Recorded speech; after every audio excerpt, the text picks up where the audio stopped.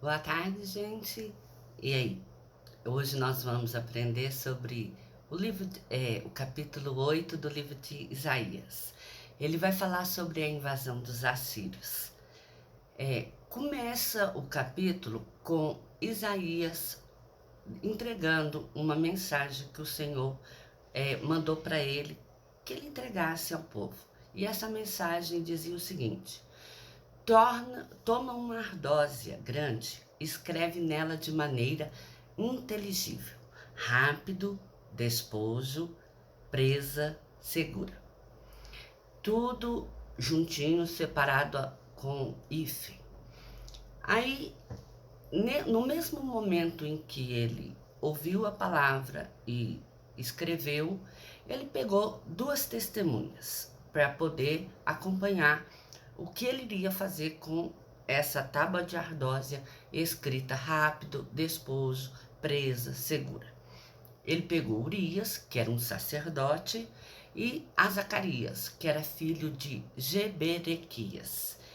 E depois que ele tomou essas duas testemunhas, ele foi ter com a profetisa, que havia concebido à luz a um filho. E o Senhor disse para ela: põe o nome de rápido, despojo, presa, segura, nessa criança, né? Que ela tinha acabado de dar à luz. Porque antes que o menino saiba dizer pai ou mãe, serão levadas as riquezas de Damasco e os despojos de Samaria diante do rei da Síria. Quer dizer que a coisa iria acontecer muito rápida. Daí a primeira explicação do nome da criança.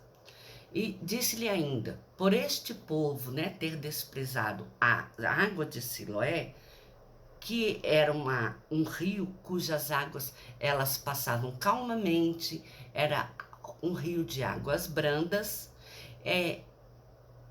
Uma vez que o povo desprezou as águas de Siloé, essas passarão a ter medo de Rezim e do filho de Remalias, porque o Senhor fará vir esses dois sobre elas, quer dizer, sobre a cidade de Jerusalém, as águas do rio Eufrates.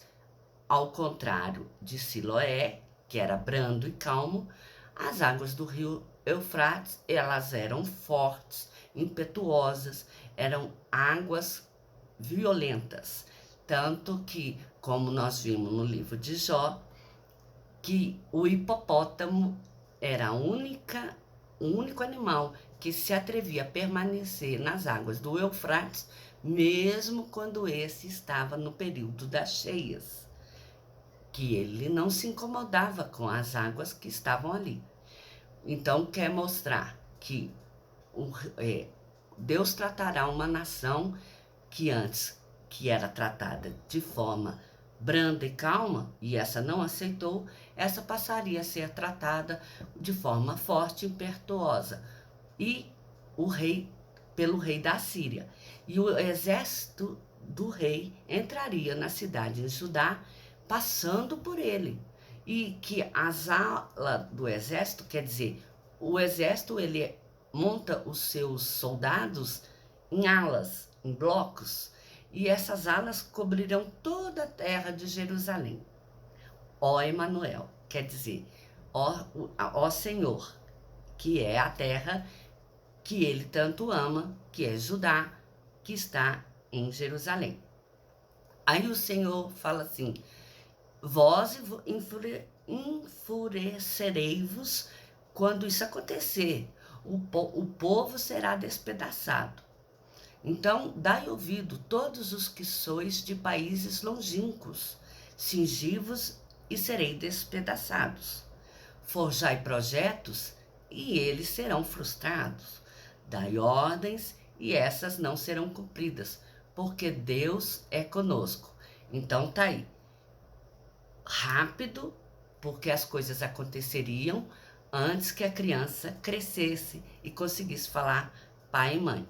Isso se dá mais ou menos aos 9 meses, 1 ano, dependendo da criança.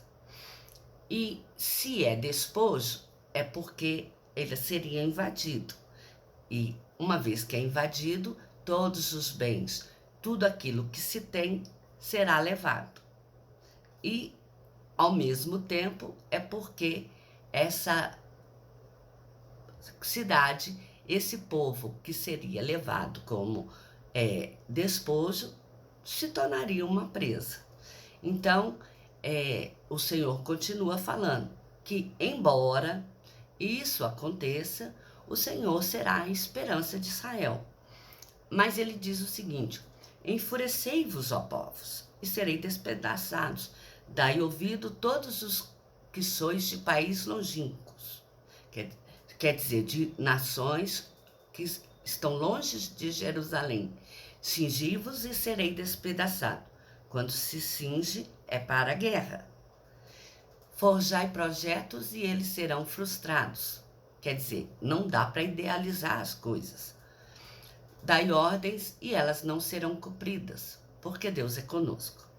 E com mão forte me advertiu o Senhor, que não andasse pelo caminho deste povo. Não chameis conjuração a tudo quanto este povo chama por conjuração. Por quê?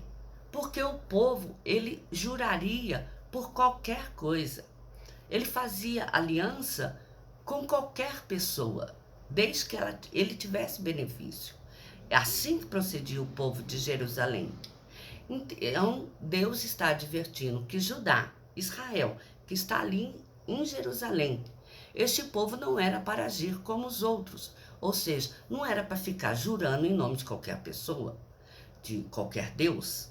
Não era para eles ficarem fazendo aliança com qualquer povo, porque a aliança que eles tinham era com Deus.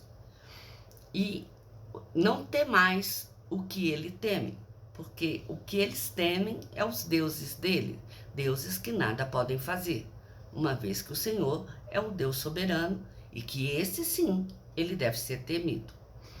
Só ao Senhor dos exércitos santificai, seja o vosso temor, o vosso espanto, ele vos será santuário. Então, o Senhor ainda faz uma advertência bem explícita. Ele quer que o povo só se santifique para ele, que o temor do povo seja direcionado apenas por aquilo que ele pode fazer com o povo, e que o espanto dele também seja apenas com as obras, com a manifestação do Senhor. E que o Senhor é o santuário, quer dizer, é o único que merece adoração, que merece ser motivo de prestação de louvor. Aí diz, mas será pedra de tropeço e rocha de ofensa, as duas casas de Israel. Significa que Israel e Judá não vão obedecer. Laço e armadilha aos moradores de Jerusalém, porque Israel e Judá, elas serviram de pedra de tropeço dentro da cidade de Jerusalém, elas também vão servir de laço e armadilha para aquele povo, porque o povo de Jerusalém vai padecer por causa dos dois povos que estão lá dentro, porque eles deveriam resguardar o testemunho, selar a lei do Senhor no seu coração, mas coisa que eles não fizeram. O Senhor ainda adverte: esperarei no Senhor e a ele guardarei. Eis-me aqui e os filhos que o Senhor me deu para sinais e maravilhas em Israel da parte do Senhor dos exércitos que habita no monte Sião. Quando vos disserem, consultai os necromantes e os adivinhos. Os necromantes e os adivinhos, o que é que eles faziam? Eles chiureiavam, eles murmuravam, eles falavam palavras a pé de ouvido, palavras baixinhas, palavras que não eram expostas a todo mundo. Eram palavras que não tinham muito entendimento.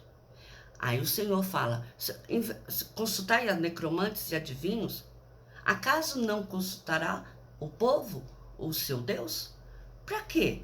O necromante, vai agir a favor dos vivos, sendo que o necromante, o objetivo dele é falar com os mortos? Como é que os mortos vão falar coisas boas para os vivos? Se a própria palavra de Deus, que os mortos nada sabem o que acontece sobre a terra. Uma vez que estão mortos, esses não têm entendimento mais do que se passa neste mundo. Então, a advertência do profeta está aí, que eles não adianta eles consultar os necromantes, porque os necromantes não têm coisa boa para dizer àqueles que estão vivos. Eles têm que consultar a Deus. E ainda fala, a lei e ao testemunho. Se eles não falarem dessa maneira, jamais verão a alva. Passarão pela terra duramente oprimidos e famintos. E quando tiverem fome, amaldiçoarão ao seu Deus olhando para cima. Eles vão procurar a pessoa errada, que é o necromante, que fala com o morto, ao invés de dar atenção ao Deus vivo, que é aquele que cuida do seu povo. E aí, quando vier a fome, quando eles passarem a necessidade, quando eles se tornarem presa, aí eles vão olhar e vão reclamar e amaldiçoarem a Deus. E aí eles vão ver a terra, e a terra só existirá angústia, escuridão, sombra de ansiedade, e serão lançados em densas trevas. Daí, mais uma vez, a explicação do nome da criança: rápido, despojo, presa e segura. Segura porque só em Deus, se eles guardarem os mandamentos, a lei e ao testemunho do Senhor, ali eles viverão de forma saudável e de forma que tudo lhe vá bem. Caso contrário, eles jamais verão a alva, quer dizer, não conseguirão ver nem o nascer de um novo dia. Aquele dia será o dia da vingança do Senhor e o dia em que eles partirão. Na próxima gravação, nós vamos falar sobre o capítulo 9, que ele vai falar sobre o nascimento e o retorno do Príncipe da Paz. Que Deus abençoe a cada um de vocês.